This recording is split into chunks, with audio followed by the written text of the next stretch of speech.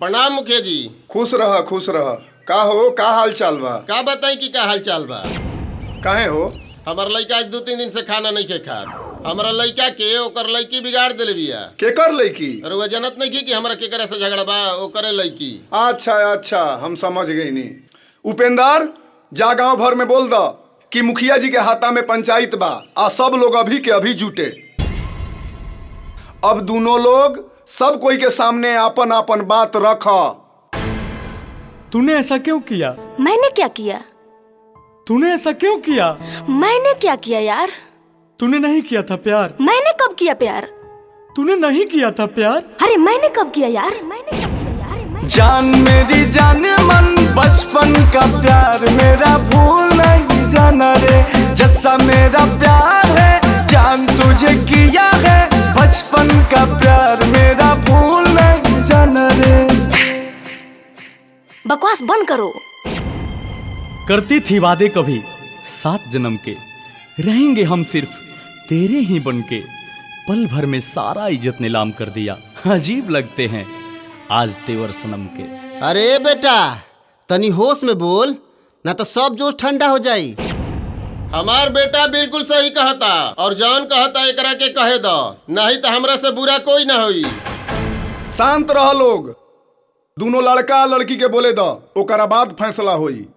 प्यार तो मैं भी तुमसे बहुत करती थी, लेकिन अब नहीं, क्योंकि तूने मेरे प्यार को बदनाम किया है, भरी महफिल में सरेआम किया है।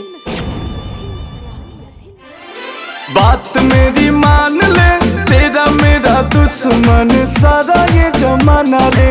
याद कर तू वो दिन रहती थी ना मेरे बिन, मर जाएगा तेरे बिन तेरा ये दीवाना रे। बचपन का प्यार मेरा भूल नहीं जाना रे। अगर तुम सच में मेरे से प्यार नहीं करती तो खा कसम और पूरे समाज के सामने सच्चाई बता।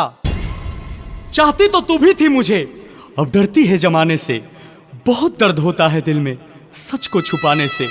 सोचा न था कभी होगा ऐसा मंजर प्यार का, अरे सोचा न था कभी होगा ऐसा मंजर प्यार का। क्या फायदा महफिल में खुद का तमाशा बनाने से।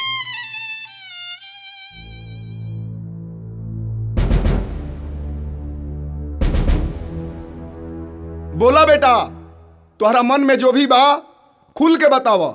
सच्चाई तो यही है कि मैं अंकुश से अभी प्यार करती हूँ, तब भी करती थी, लेकिन समाज और पापा से बहुत डरती थी। हम तू लोग के प्यार के सम्मान करतानी और तू लोग के प्यार हमरा कबूल बा।